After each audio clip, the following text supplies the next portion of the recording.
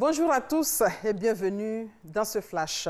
Vous le savez, le président Alassane Ouattara est au Portugal. Hier, il s'est tenu un forum économique Portugal-Côte d'Ivoire. C'est le 3e du genre. Le président Alassane Ouattara était à l'ouverture de ce forum. Il a réitéré son appel aux hommes d'affaires du Portugal à investir en Côte d'Ivoire. Nous y reviendrons donc à 13 h. En Côte d'Ivoire, justement, le ministère de l'Éducation nationale prolonge le délai des inscriptions en ligne. Il s'agit de permettre aux retardataires de se mettre en règle pour cette rentrée scolaire 2017-2018. Regardez. Un délai supplémentaire pour les élèves en ce qui concerne les inscriptions en ligne. Ainsi en a décidé le ministère de l'Éducation nationale, de l'enseignement technique et de la formation professionnelle. La nouvelle date fixée, c'est pour le jeudi 14 septembre 2017 à minuit, c'est-à-dire à 0 heure, et cela pour une durée de 10 jours. Nous pensons que le résidu d'élèves non encore inscrits pourra le faire, parce que de ces inscriptions en ligne dépendent, n'est-ce pas, le respect du quantum horaire, donc dépendent du respect des programmes.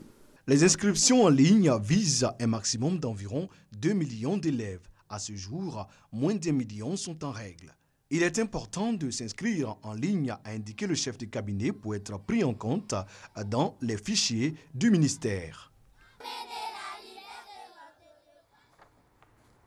Et pour information complémentaire, ce jeudi, le ministre de l'Éducation nationale, Kandia Camara, sera face à la presse pour donner des détails sur le coût des inscriptions.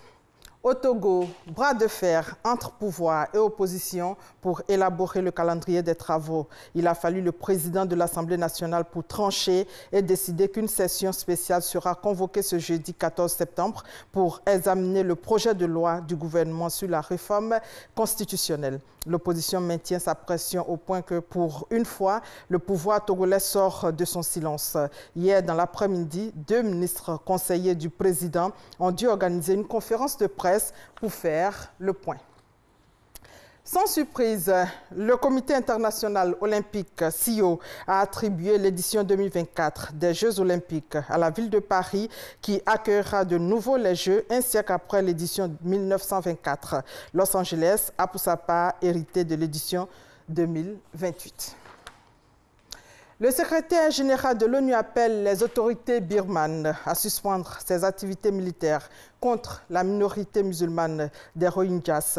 La présidente Aung San Suu Kyi s'exprimera le 19 septembre.